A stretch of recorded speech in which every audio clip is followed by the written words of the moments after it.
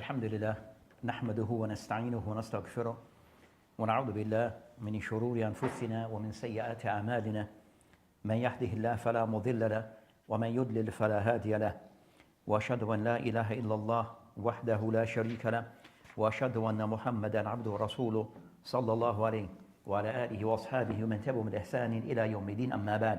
So today inshallah ta'ala we'll be starting a new chapter as we ended the chapter relating to matters regarding al-hudud. So discussion regarding al-hudud based upon what the author of this book, al-Mulakis al-Fiqhi Mulakis al-Fiqhi by Sheikh Salih Fawzan Habibullah Ta'ala have mentioned. So today we'll be starting a new chapter that is discussing concerning Kitab al-At'imah. So Kitab al-At'imah, and this would include three main chapters. One regarding al-At'imah, regarding things that we are allowed to eat and drink. Second, zakah, regarding Islamic slaughtering, and third, as-sayd, regarding hunting. So these will be the chapters to be covered in these coming lessons regarding the general discussion regarding al-atima, things that we are allowed to eat and drink, and the dawab and the rules that applies to this. So we start inshallah ta'ala reading from where we had stopped in the last lesson. Assalamu alaikum. Bismillahi wassalatu wassalam ala rasulillahi qala ma'allif hafidhahullah, chapter 1, page number 649. Title is Food. Food is the means of nourishment of the human body, and its effect is reflected on man's behavior and conduct. Hence, good lawful food has a good effect on the human being, and evil food has an evil effect. For this reason, Allah exalted be He has commanded His servants to eat good lawful food and has forbidden them from eating what is unlawful. So the author, Hafidhullah Ta'ala, he mentioned regarding this bab fi ahkam at'imah. So they would to be discussed, or what would be discussed, matter regarding what is allowed of the things that we are allowed to eat, and also those things that we are not allowed to eat, and also certain dawabit, certain general rulings regarding that pertains to this discussion. So things that we are allowed to eat, also things we are not allowed, and also rules and guidelines pertaining to this discussion. Aywa. This is illustrated in the following verses. Allah exalted be He says, O mankind, eat from whatever is on earth that is lawful and good. Surah Baqarah, ayah 168. Allah the Almighty also says, O you who have believed, eat from the good, i.e. lawful things which we have provided for you, and be grateful to Allah if it is indeed Him that you worship. Surah Baqarah, ayah 172. In addition, Allah exalted be He says, O messengers, eat from the good foods and work righteousness. Indeed, I of what you do am knowing. Surah Mu'minun, ayat 51. Allah exalted also says, say, who has forbidden the adornment of, i.e. from Allah, which He has produced for His servants, and the good lawful things of provision. Surah Al-Araf, ayat 32. Linguistically, food is generally everything that can be eaten or drunk, and all kinds of food are originally lawful according to the general meaning of the noble verse. It is He who created for you all of that which is on earth. Surah Baqarah, ayat 29. In addition to this verse, there are many legal texts in the Quran and the Sunnah which indicate that all kinds of food are originally lawful except what is particularly excluded. With regard to this, Shaykh al-Islam Ibn Taymiyyah says, the basic rule is that all kinds of food are lawful for the Muslim who does lawful deeds. That is, Allah the Almighty has made lawful the good food for those who make use of it in obeying Him, not in disobedience. As an illustration to this, Allah exalted be He says, there is not upon those who believe and do righteousness any blame concerning what they have eaten in the past. Surah Al-Ma'idah, ayat 93. Therefore, it is impermissible to utilize what is lawful in disobeying Allah. For example, It is not permissible to give meat and bread to someone who drinks alcohol and commits immoralities. Those who eat from the lawful food and do not thank Allah for this blessing are censored. For Allah Almighty says, then you will surely be asked that day about pleasure. Surah Kawthar, Ayat 8. The verse means that one will be asked on the day of judgment whether one has thanked Allah in return for this pleasure or not. Allah exalted be He has allowed the believers to avail themselves of the lawful things as indicated in the following noble verse. They ask you, O Muhammad, what has been made lawful for them. Say, lawful for you are all good foods. Surah Al-Ma'idah, Ayat 4. Isa, so the author of Allah Ta'ala mentioned or started by discussing some evidence or nusus that show the permissibility regarding of eating and drinking, and that the original or the basic rule, the general rule regarding food and drink, that it is allowed unless there's something to say otherwise. So we can eat of whatever is provided and drink of whatever is provided, except there's something to say otherwise, meaning that there's something to say about way of text that we are not allowed to eat or to drink of this thing. So that's concerning the general rule that is mentioned. The ulama mentioned regarding concerning the madhahib, that we'll discuss the aqwal of the ulama and some of these masail. But as for the general approach of the four madhahib, the Malikiyya or the Hanafiya, Malikiyya, Shafi'iyya and the Hanabila, that you'll find that amongst the these madhahib or madhahib, that the one that said the awsa, or the one that have more of a more lenient approach is that of the Malikiyya. So the Malikiyya are much more lenient regarding what you're allowed to eat and drink, and so they're much more lenient. So they see generally every day that they rarely go against saying that something is not permissible. So for them, they're very lenient regarding saying that or passing the judgment that this is halal, based upon that their approaches. The general thing is that they are more lenient in their approach. Then we have the next of the we have also then to the next extent we have the Hanafis. So the Hanafi are more stricter regarding their judgment regarding what we are allowed to eat and to drink. So the Hanafi much more stricter in passing judgment and things not to be eaten and drink. So even sometimes things, so fine, as we'll discuss in some of the aqwal, and the more, like they said, the more balanced approach from the madhahib is the approach of the Hanabila and the Shafi'iyya. So the Hanabila and the Shafi'iyya, slight difference between them on certain masail, but in most part that they are more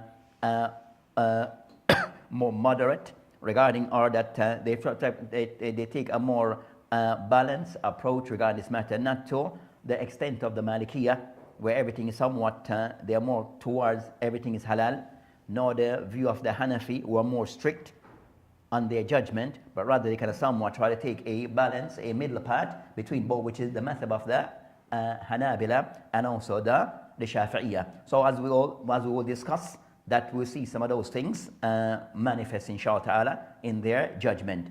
So that's what said. So the original or the basic ruling is that things is halal and haram unless there's something to say otherwise. Aywa. Allah has clarified to His servants what He has forbidden them to eat or drink. As He said, He has explained in detail to you what He has forbidden you, excepting that to which you are compelled. Surah Al-An'am, Ayah 119.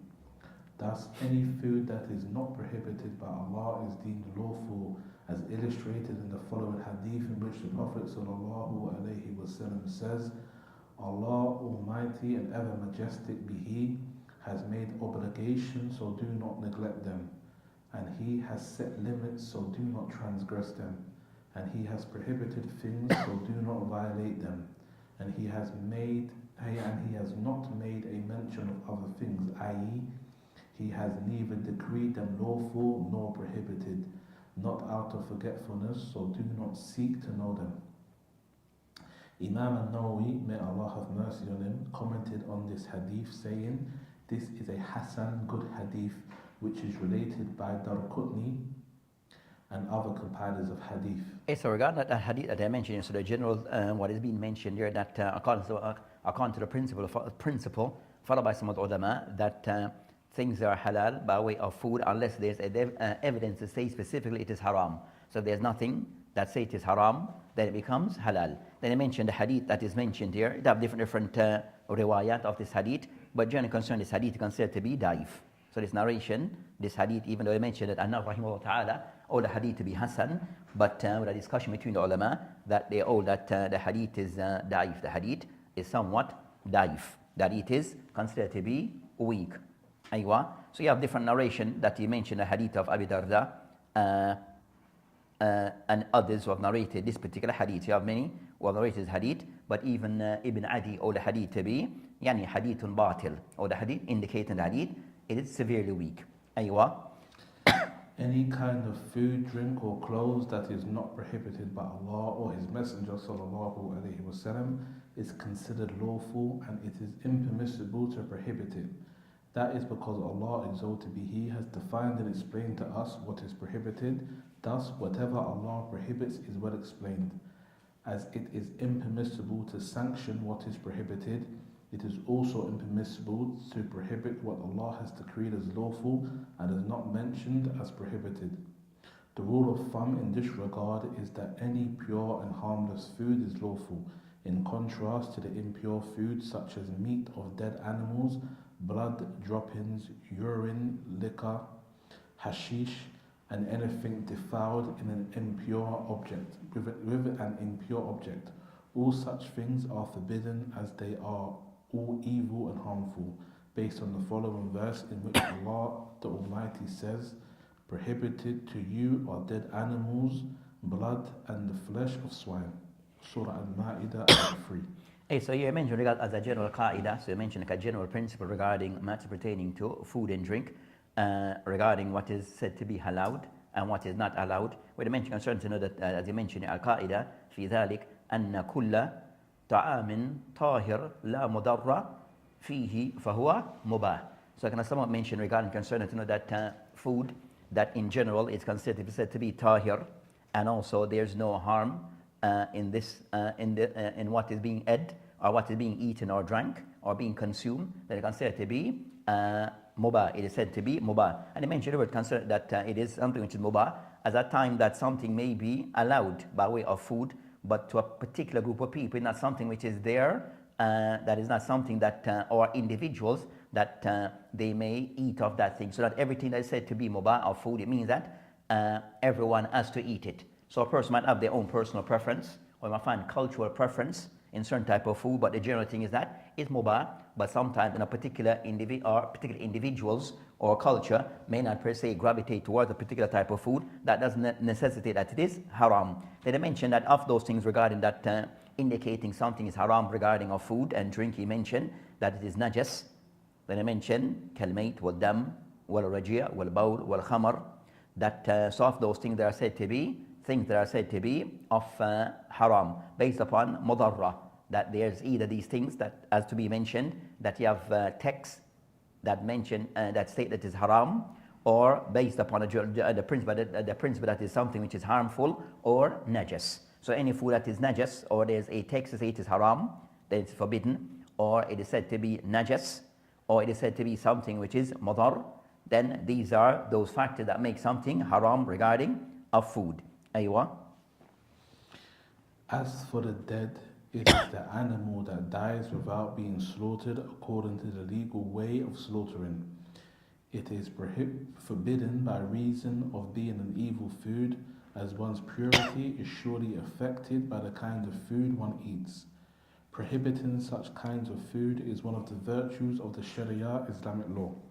However, if one is compelled to eat such a food, it is lawful for him to do so, and the aspect of being impure and evil is nullified under the circumstances of necessity. This is because the evil and impure effect of the food is only there when one is willing to accept eating such a kind of food. So when one is obliged under the circumstances of necessity to eat such a food, one's purity is not affected by eating it, as the bad effect only happens when one voluntarily eats such an evil food. Thus, when there is no choice other than eating evil food, there is no harm in eating it. As for blood, yes, I mentioned regarding of those cases that I mentioned specifically regarding things which is haram to be eaten, mayta. So he discussed concerning al-mayta, which is that animal that have been killed other than the way prescribed by the Sharia. So, and that matter regarding al-zakah to be discussed in the coming chapter regarding how one go about slaughtering an animal or kill an animal correctly, Islamically. But if any animal is killed not within the prescribed way of the Sharia, it's considered to be mayta. It's considered to be mayta, and by this becomes haram to be eaten. Becomes haram to be eaten. Then I mentioned that's the normal rule that is passed. But in cases where a person muttar, so the person who said to be muttar, the person in a case of necessity, then that rules, it overrides our rules. So the rules of necessity will override our rules where it becomes permissible for the person to eat if he's in a case of necessity where the person might die or the likes. So he eat what is required for him to stay alive. He eats what is required for him to stay alive. But I said those are a case of necessity. Those are a case of necessity. Aywa. As for blood, it is the blood shed as a result of slaughtering an animal. People of the pre-Islamic period of ignorance and Jahiliyyah used to put it in the entrails, grill it, and eat it. However, whatever blood remaining inside the flesh of the slaughtered animal or in the veins is lawful. Rather, it is not considered impure even if one touches it with the hand or with a piece of cotton, for example, and it leaves visible traces. So I discussed concerning ad-dam, that is regarding concerning meat, that ad-dam, that is one which is masfufa, which is the one which is the one that after the animal been slaughtered comes from the blood from the body of the animal, then it is used or eaten or drank. Then that becomes haram.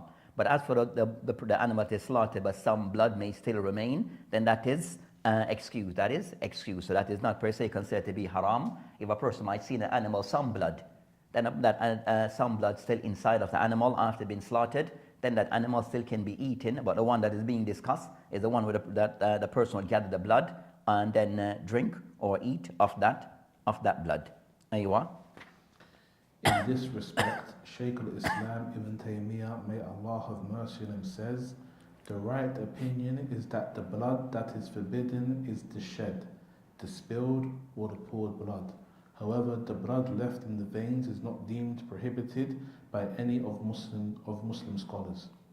Moreover, it is prohibited to have any kind of food or drink that causes harm to the body, such as poison, intoxicants, hashish, or tobacco. Allah exalted be, He says, and do not throw yourselves with your own hands into destruction. Surah Al-Baqarah, ayah 195. This noble Quranic verse indicates the prohibition of eating or drinking anything that may cause harm. In addition, there are many other legal proofs that emphasize the prohibition of any kind of food or drink that may be harmful either to one's mind or body. So the general rule regarding concerning these matters that if it harms a person's mind or if a negative impact on a person's mind and also his body, then then that becomes a factor. Of the thing that he mentioned, or the thing that is regarding things that are drank, that they mention of two cases regarding concerning, or a particular case regarding al-bawl. So the permissibility of bawl. So the general rule ulama mentioned that everything which is said to be najas, it becomes unlawful to be eaten. But not everything which is haram is najas. So everything which is said to be najas, then is not allowed to be eaten or to be drank. But not so it becomes haram. But not everything which is haram is necessarily najas. Nam. So they mention a case regarding, but yeah, certain cases now that some discussion between the ulama that sometimes used by some that are mentioned in a case concerning al-bawl and in specific concerning bawl al-hayawanat and more so al-ibl. Nam. That drinking of the urine of a camel is this. So they mentioned that regarding concerning this matter, that the Prophet ﷺ, regarding concerning that he did give some allowance for a group of people who were ill to drink from the urine of the camel, because of the illness and also from their milk. So he gave that allowance. So all the ulama discussed based upon that hadith is that general allowance where one cannot under any circumstance does drink the urine of the camel. Abdul mentioned that the hadith that is more so the hadith as Ahmad rahimahullah ta'ala is upon the view that, it's only be done in the case of those people who are ill. So a person wouldn't per se ordinarily just go and just drink the camel urine only in the case where a person is ill, as in the Prophet ﷺ gave the permission to those people in that particular case. So they mentioned that ruqasa, that he gave them like a type of ruqsa, a concession. So a concession is for people who and because of the illness that they had, so it is meant for those cases, not for general use, not meant for or general drinking, not per se. That's the view taken by Ahmed rahimahullah ta'ala on this particular on this matter. So that's of the thing that so even though you have hadith, but it's not to be taken that is to be used for a person who's sound of good health, Ahmed rahimahullah ta'ala, or the person is not to drink of it, but only in the case of those people who are ill, and this may assist them in their illness, then it is allowed. So that's concerning al-bawl. So it shows that bawl, it is at time is not najas, but still not to be used except in specific cases. Aywa. But there is some people they do that, like when they go to Saudi, there's something they would do like they're not sick, they'll just do it as like a cleanse. No, it's a cleanse. Yeah. Like a washout, as they call it. Yeah, like a bit as well. There's a discussion, but Ahmed rahimahullah ta'ala more the view that the person only consume of it if sick. they're ill. As for like cleansing, if there's a reason for it and the person may need to have a cleanse, that it be considered to be somewhat ill. You understand? But the person not doing it as a general cleanse, then he should avoid it, based upon the view of Ahmed and those who agree with that view of the Hanabila. Aywa. Lawful kinds of food are divided into two kinds: animals and plants, such as cereals and fruits. Thus, any harmless kind of food is lawful. Animals in turn are divided into two kinds: land animals and sea animals. Land animals are lawful except those. So I mentioned that of those things that Allah Ta'ala mentioned regarding concerning hayawanat, that they are classed into two categories. That which is barriya, which is land animal, and also bahriya, and those which is sea animal. Then you'll start go more into the animal which is concerned that of the land animal, more detailed will be discussed, that you will mention regarding that discussion. But in general, regarding concerning the one which said animals regarding concerning of the ocean, that you'll find, as we mentioned, that with the madhab of the ulama, that they mentioned that the asl also regarding the hayawanat of the ocean, that asl that they are permissible until there's something to say otherwise. So all animals, whether land or sea animals, that they are permitted to be eaten unless there's something to say otherwise. But then you find that around 5 category or 5 types of sea animal that ulama have some discussion regarding that. They mean some exception to the rules regarding 5 animals. Some of them under some discussion. Of the one they mentioned, crocodile, even though some mention it is allowed, but of a view that it is not allowed regarding eating of the crocodile. So of those who say it is permissible will be the one who say they're more easygoing regarding food matters, the Maliki. So the Maliki will consider a crocodile, you can eat it. And the Jumhur, Hanafi, Shafi, and the Hanabila, you're not allowed, because they say it's not the animal that can get a lot of filth and it could be harmful eating them. But that's the view of the ulama regarding that eating of the crocodiles. You have one crocodile. Also, they discuss concerning hayya, which is concerning the sea snake.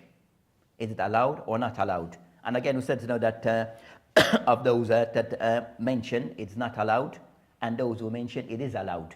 And I mentioned that because the snake on land snake are not eaten, they see this because of that they say it is not allowed. And of those who mention, but overall the mention is no, it is allowed. So you have a view regarding concern that the sea snake is not exactly like that of the land snake. So they mentioned that so not as harmful and as dangerous. So of those who mention that, they can be eaten. But you have a khilaf between the ulama regarding the snake of the ocean. Third, they mention frogs. So for frogs regarding concern to know that a hadith regarding that, frogs not to be eaten. So frogs. Then we have snails. Snails, turtles, and the likes. Now we call them that have shells. Hey, so that type of so it's some. So you find let's get again with the Malikiya eat all of them. Now they find with the Ahnaf that they are against eating of these animals. So the Ahnaf, regarding concern the shell fishes, animals in the ocean, they are against eating of them. So for them, like lobster and those things, they'll avoid them. Nam, crabs with some of them, you understand? So they are against eating of, because based upon hadith I mentioned about eating of the not eating of the turtles.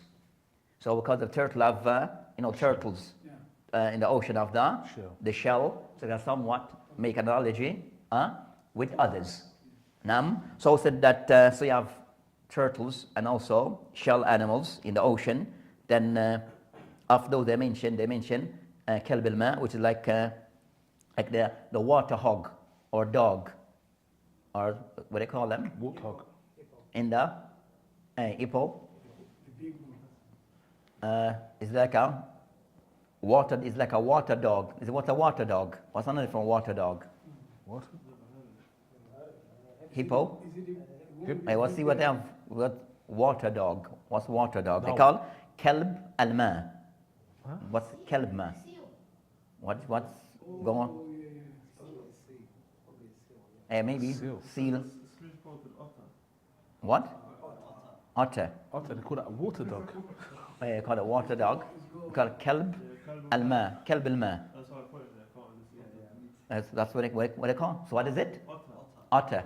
Okay. So also that you have that one also under discussion regarding concern the permissibility of that one. So you have those ones that are discussed between the ulama. You have those ones that are discussed between the ulama regarding eating of those animals from the ocean. So they mentioned that so even the ones that the ones that live in the ocean, also on land, that the ones who live both, they can live in the water and also out of the water. Those ones, they have to be slaughtered. So those ones have to be slaughtered. Nam, so we so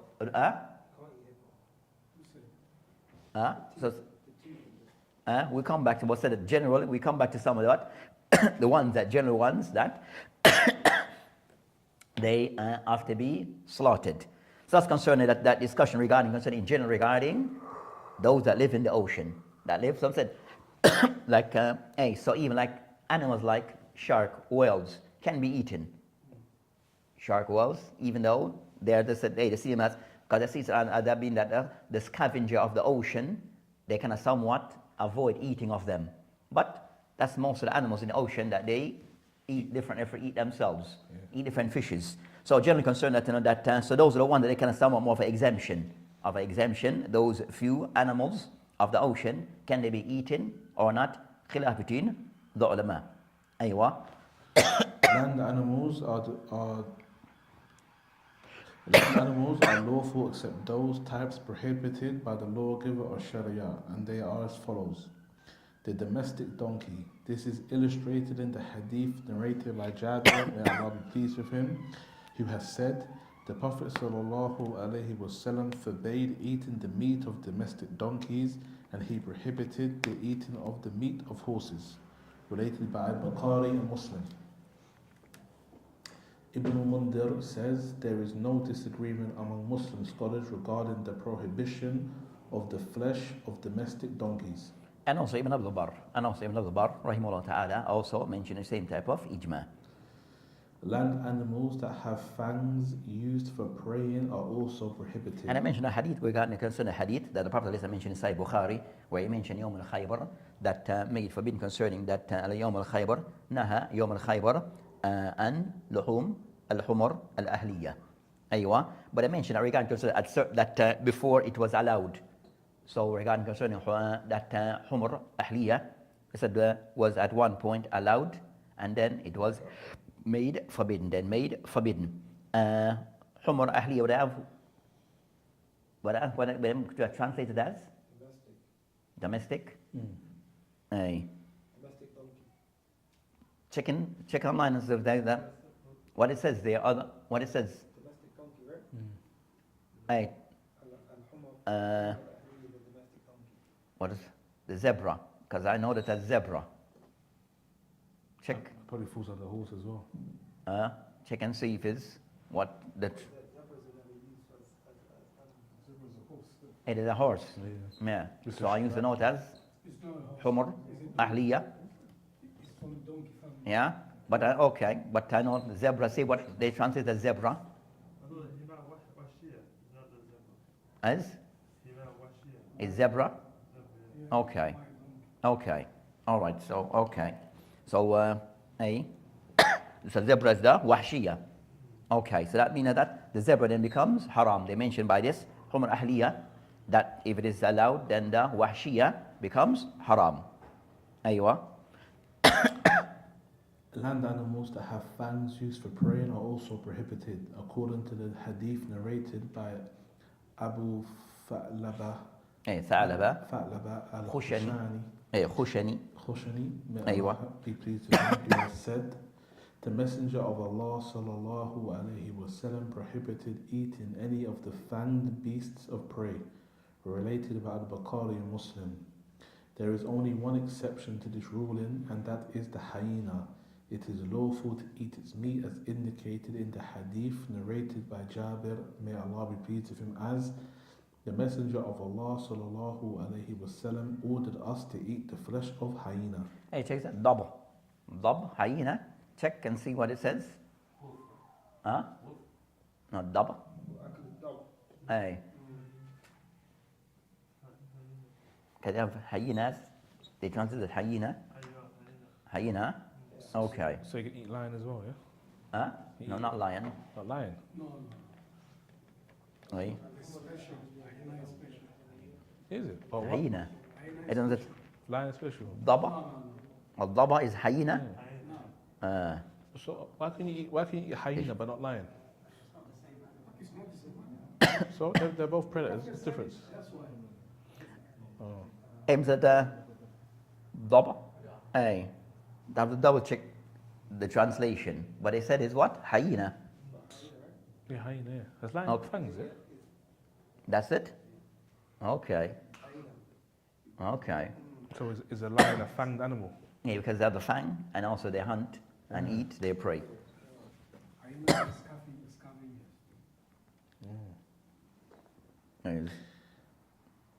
In this connection, the great scholar Ibn al-Qayyim, may Allah have mercy on him, has said, the animals that are prohibited are those having the two attributes of having fangs and being predators by nature, such as lions, I should have just waited, wolves, tigers and leopards. But as for the hyena, it only has one of these two attributes. It has fangs, but it is not a predator beast by nature. The beasts of prey are forbidden to be eaten owing to the predatory nature that possesses, which is transmitted to the one feeding on them. However, the hyena is not considered a beast of prey by nature, whether linguistically or conventionally. Yes, they have two conditions regarding those ones that are not so. The first, they have two conditions. One, that they are fangs, and the other, that they are beasts of prey. This statement I mentioned here, this is just about his, like, not even his, but his ijtihad, because he used to do in medicine and stuff, right? And how? Based upon a hadith I mentioned regarding that these are of the thing that the reason behind why these animals are made forbidden. These two, that looking at the evidence, like somewhat these two qualities are mentioned. No, but I mean when he said that if the person who eats that, They eat it, and then those things are different. Those things are istinbat, but from the alim or from the person looking at those cases. Hey. As you see as the maqasid behind these things. Hey. Birds are generally lawful to be eaten, with the exception of birds with talons used for preying and hunting animals. Examples of such birds are eagles, falcons, and hawks.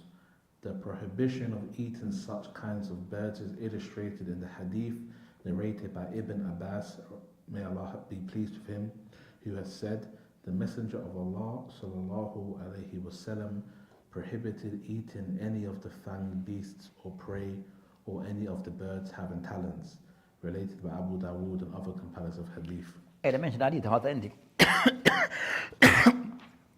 But also this hadith also narrated inside by Sahih Muslim, the hadith in the Sahih Muslim.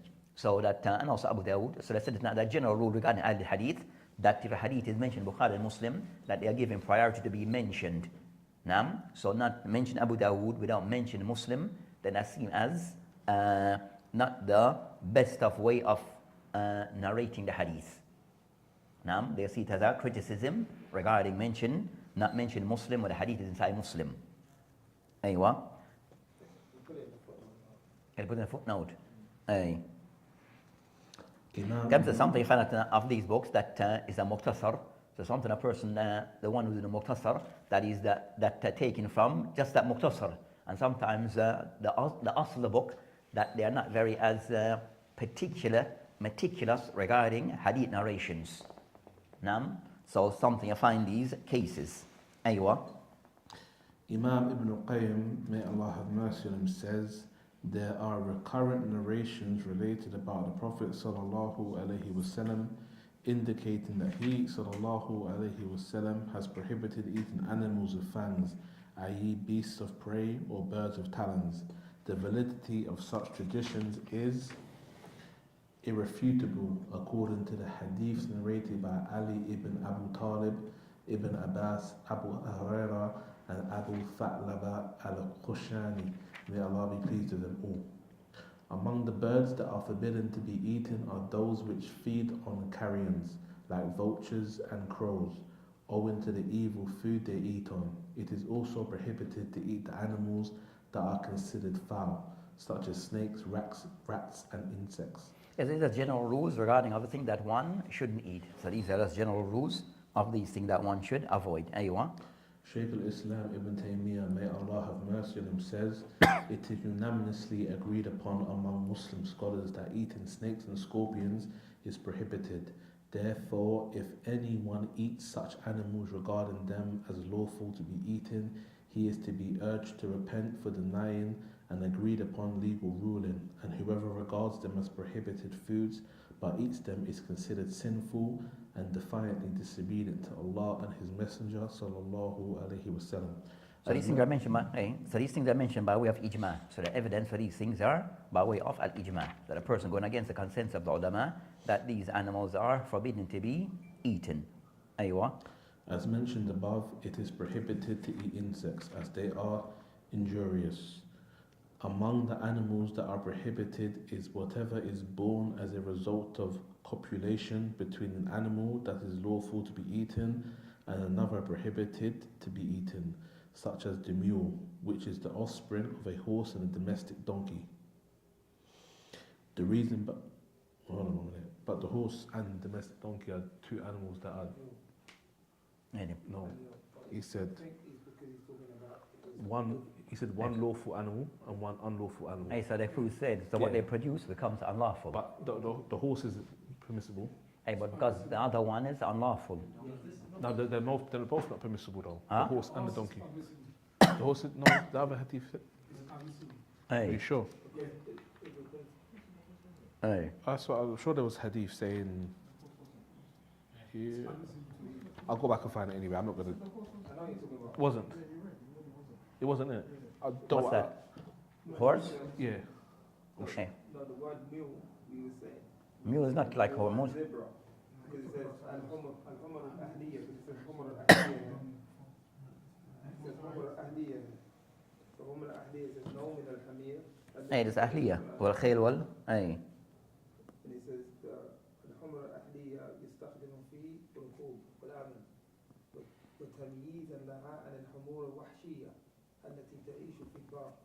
And he mentions the hadith. Where's that though? I'm reading it here. I'm reading it on my phone. From Fawzan? No, about that animal.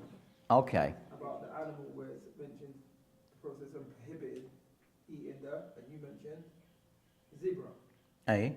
But the al-humar al-ahliya is a no from that. It's from that. From that. Hey, it's a You donkey. mentioned mule in the translation. So So in translation, it says mule, right? No, but what I'm saying is, okay, what's in the translation? What it says in the Can you translation? read that part? it says it is unanimously agreed upon among Muslim scholars that eating snakes and scorpions is prohibited. Therefore, Ignore that. Among the animals that are prohibited is whatever is born as a result of copulation between an animal that is lawful to be eaten and another animal that is prohibited to be eaten, such as the mule, which is the offspring of a horse, which I'm sure we said previously on 2 pages back. The Prophet forbade eating the meat of domestic donkeys and he permitted the eating of khayl. Sorry, corrected. There you go. It's made from half. Yeah, but sorry, I thought the hadith said it was. Sorry, ignore me. Okay. I didn't know that though. A mule is a half. Yeah. Cool. Okay, so that's cleared up? That's cleared up. Okay. The reason behind prohibiting the eating of such an animal is giving priority to the aspect of prohibition over that of lawfulness. Some Muslim scholars have classified the land animals prohibited to be eaten in 6 types. Number 1, animals particularly stated in the Quran and Sunnah, such as the domestic donkey. Number 2, animals restricted by certain characteristics and criteria, like the fanged beasts of prey and the birds of talons. Number 3, whatever feeds on carrions, like vultures and crows. Number 4, what is pernicious and injurious, like rats and snakes.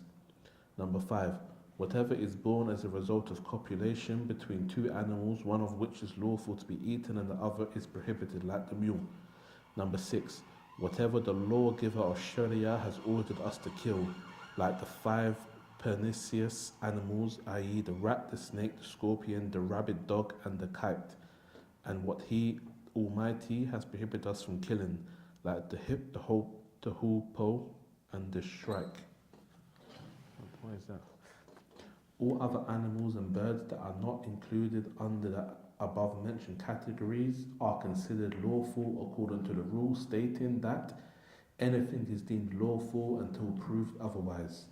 The examples of such animals are horses, animals of grazing livestock, poultry, zebras, antelopes, ostriches, rabbits, and other wild animals.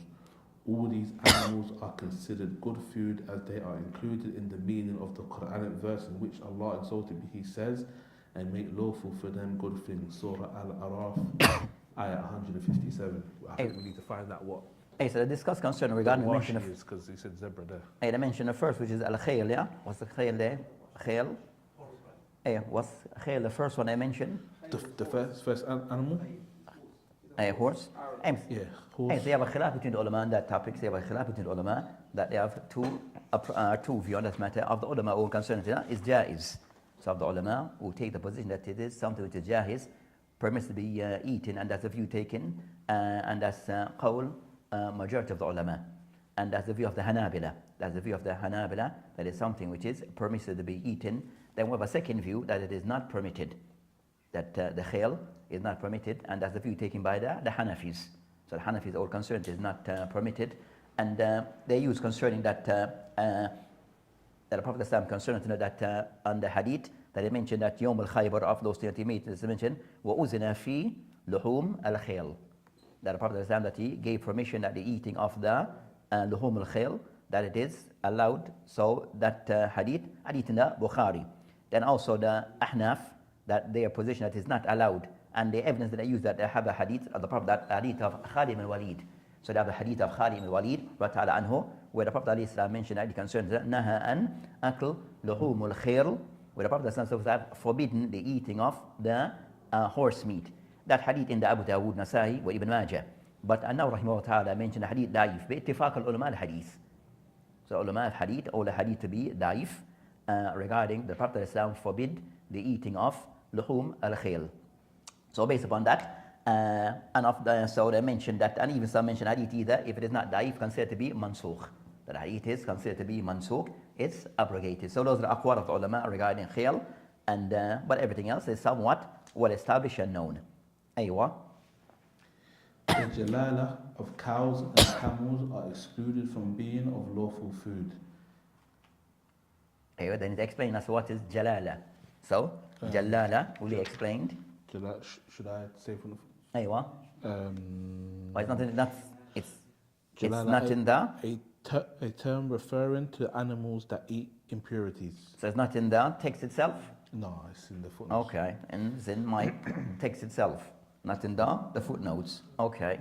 Imam Ahmed, Abu Dawood, and other So the main concern, jalala, is those animals that they somewhat, they eat a lot of stuff, said filth. Now, so if I find, for example, a chicken or a goat, they live, the ones that live on the street. Now, so what is this for? Huh? Hey, they're considered what? Not necessarily they're wild. They may live. If you go to certain ends or certain places, like in certain countries, you see like chicken just run around the yard. But he'll go outside and eat things from off the street. He just eat whatever he sees. Now, and also goats. They just eat whatever is there. Whatever they see on the street, they'll eat. But they're owned by someone, they have a yard. That they'll go back to, but they kind of somewhat let them loose, and they just go around the community and just eat whatever is there. But a lot of time they eat a lot of stuff which is considered to be like filth. Nam, so that's concerned jalal. So jalala, that type of animal that eat mainly things of filth. Is it allowed for one to eat that animal? Aywa? Imam Ahmed, Abu Dawood, and other compilers of hadith have related that Ibn Umar, may Allah be pleased with him, has said, the Messenger of Allah sallallahu alayhi wasallam forbade eating jalala or drinking its milk. It is also related on the authority of Amr ibn Shu'ayb that the Messenger of Allah sallallahu alayhi wasallam forbade eating the meat of domestic donkeys and forbade riding jalala or eating its meat. It does not make any difference whether the jalala is from the animals of grazing livestock, poultry or other animals. Moreover, its milk and eggs are also considered impure until the animal is detained for 3 days and fed on pure fodder only. In this regard, Ibn al-Qayyim says, So that matter, regarding concerning that animal, jalala, that you have thalatha aqwal. So you have 3 views on concerning the permissibility of eating the meat and also drinking of the milk of such animals. So you find of the first view, annahu yuhil, that it is something which is permissible, and that's the view taken by the Malikis. So regarding concerning that the Maliki, as we said, much more loose regarding these matters. So they altered that it can be eaten. Then we have the second view that of the ulama mentioned that it's something which is disliked. It is disliked to be eaten, especially concerning that if the meat or the animal kind of somewhat start have a smell, a foul smell that goes with it. So that's concerned. So that's the view taken by the Ahnaf and also the Shafi'iyah. So if there's dislike with them because the animal started to take on like a foul smell, so it is disliked to be eaten. Then also you have the next view, the third view, that it is haram to be eaten based upon the hadith that has been mentioned, or to drink of its milk based upon the hadith that is mentioned, which some of those hadith are hasan, that it's forbidden to be eaten or to drink of its milk. They mentioned, with the exception that, as to be mentioned, that the animal is caged and prevented from eating things of filth, and is fed for X amount of days, thing which is said to be pure food. So like the chicken, put in a pen, and then it will be fed proper food for several days, then it can be eaten, because that can be purged. And then amongst those also, that's the view taken by some, but amongst them they have a difference between themselves, that if the animal is a large animal, it may take more days, 7 days, the big one, a medium-sized animal, 5 days, and the smaller one, 3 days. It will be like a chicken, 3 days, sheep, 5 days, cow, 10. So you have a difference of days that they should be fed proper food and avoid these filth before they can be eaten. But they're not to be eaten until they have gone through this process of being like purged, where they are fed proper food and they stop taking in these filth. That's kind of the aqwal of the ulama on that particular matter. Aywa, they mentioned Ibn Qayyim. Ibn al-Qayyim says, Muslim scholars have unanimously agreed that if the animal is fed on impure fodder, then detained and fed upon pure food, its meat and milk become lawful. Likewise, if plants and other fruits are watered with impure water, then watered with pure water, they are deemed lawful. Thus, they are no longer deemed impure food because they have been converted to good and lawful food by means of pure water. Eating onion, garlic... So we'll stop there, inshallah ta'ala. We'll stop there for today and continue as he discussed another type of... So discuss concerning that he started out by discussing And also the Shaykh Hafidullah Ta'ala, Shaykh Fawzan, that either in his master's or his PhD thesis, so one of his thesis was done regarding Ahkam al-Zab, where he discussed these type of matters. And then his second thesis was done in Ahkam al-Mirath. So he had like so he somewhat of specific work done on this. He also have books that are specifically written on this topic. So you have books that specifically written on this topic, even outlining all different animals, whether they're halal and haram. So you have books specifically on this particular topic, on the topic that we'll be discussing regarding Ahkam al-Zakah. Also books that discuss these things. So we stop for today and continue next week. Wabillahi ta'ala tawfiq. So, before earlier on, you said Himar al-Rashi, Hey, Wahshiyya. Washia. But then later on, you said that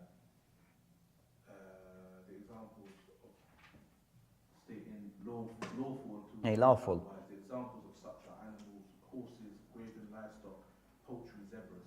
Hey. So, So we're trying to find concerning that Umar Ahliya, you understand? Was it actually, is it zebra or? You understand? So it's not zebra. It's not zebra. That's that's Umar. Wahshiyya is zebra. Ahliya is what you call it? Donkey.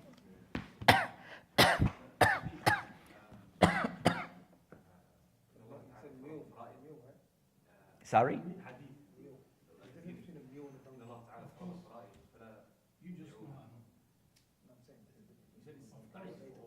Sorry?